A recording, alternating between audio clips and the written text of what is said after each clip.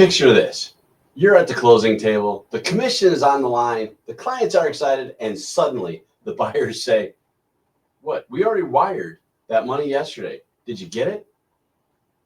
One hacked email and their life savings are gone. Unfortunately, this happens way too often in real estate. And today I'm going to share some cybersecurity basics every realtor must know in 2025. That way you don't become that next victim. Hi, my name is Justin Leppi. I'm your trainer, speaker, and coach. I help realtors grow their business with tech, leadership, and communication. And September is Realtor Safety Month. And most people think about safety as personal safety. Make sure all the open houses are, protected properly. Don't park in the driveway, so on and so forth. But in today's world, the biggest threat isn't someone at the door always, it's someone in your inbox. Hackers don't care about your lockbox. They want your email, your client's personal data, even the smart tech inside those listings. So let's break down 6 cybersecurity basics every realtors need to know this year. So what I want us to understand here is real estate is a top target for cybercrime because for several reasons. One, we move at a rapid pace. We don't always verify, and it's extremely emotional. But we also are holding social security numbers and financial documents. We hold large wire transfers. We are involved with multiple logins across MLSs, CRMs, and emails, which is a vulnerable point.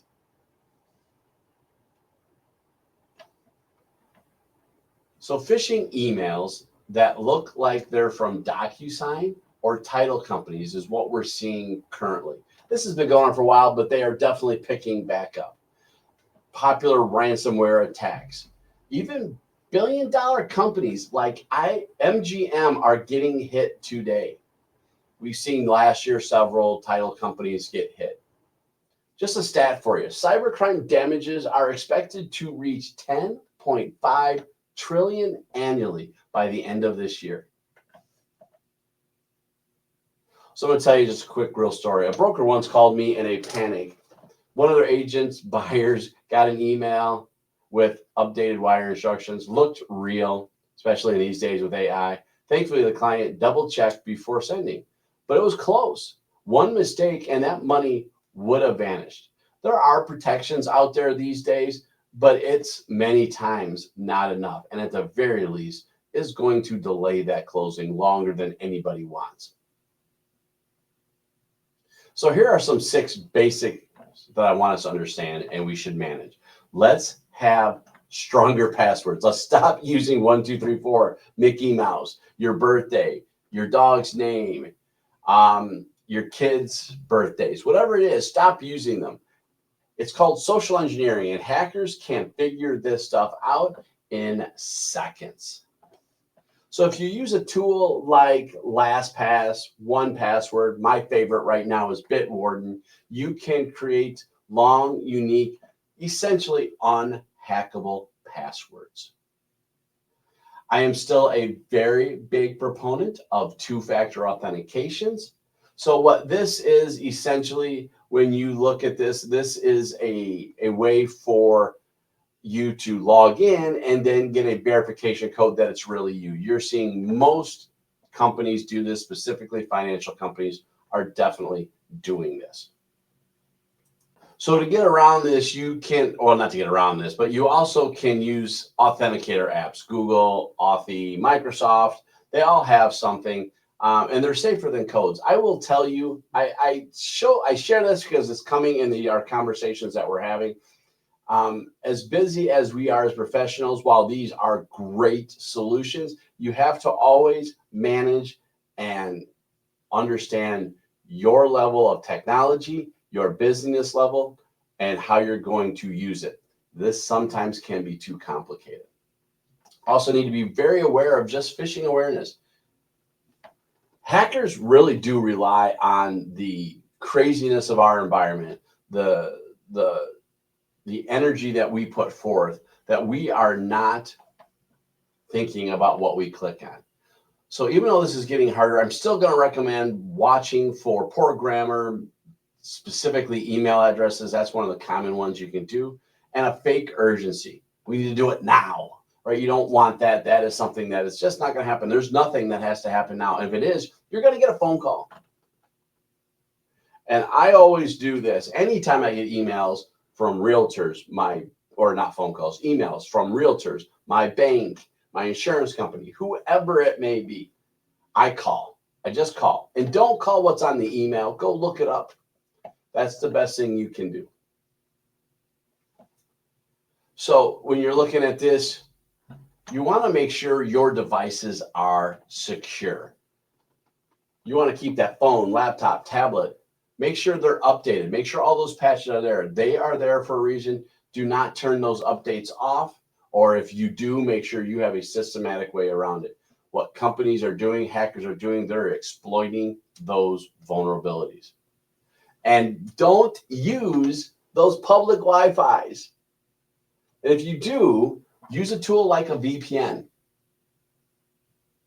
I'm also going to tell you, encrypt your devices.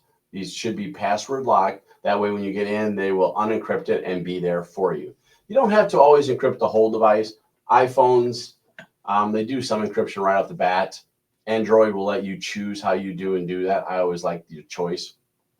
But at minimum, I would always encourage you to break out a sector of your hard drive, have a second hard drive on your computer, encrypt that. That way you're putting all those client information there and it will be unreachable, quote unquote. And then be aware of your smart homes. So many of us have Alexa, Rings, Nest, smart lights, whatever, they're all there. It's a weak spot because most of them don't have proper programming in place to make it happen. And to use them is a challenge.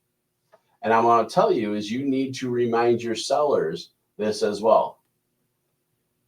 Turn them all off. Make sure that protection and that privacy is for the buyers walking through the house. But also make sure all those smart devices are updated. You do not want hackers to get to your house and get control that way.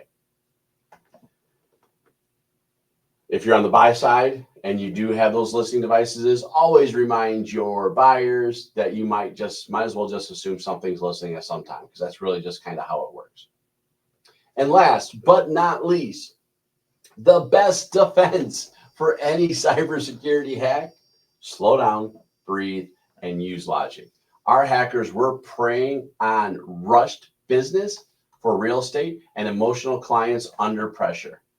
If we take a time, we relax, and we take a second, most of these are obvious and will be not worth the email that comes from. So an urgent email, send this wire now, or you lose your house, is designed to bypass logic.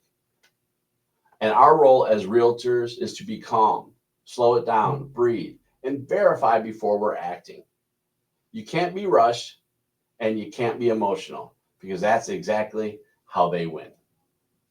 Now let's talk just briefly about the legal side of the conversation. We're not going to go too down this rabbit hole, but I do want you to be aware, if you have been hacked, especially if you have a CRM, you have a database, we do have obligation. We are legally required to notify our clients about what we know, that we were hacked, if we know about how we were hacked, and if we know what was taken. Sometimes that's not always as obvious. Your CRM companies, if they are the ones there, they can tell you. But if you don't comply, it can be fines and lawsuits. And it is for all of us. Anybody that has a database, I think over 500 names is there, which is most of us. So, and beware for all that's Illinois that I just talked about, by the way. Other states will have similar laws. So no matter what you are doing, ignorance does not give you a get out of jail free card. Know what your laws are in your state. Bottom line is, protecting that data isn't just about your clients, it's about protecting your license and your business.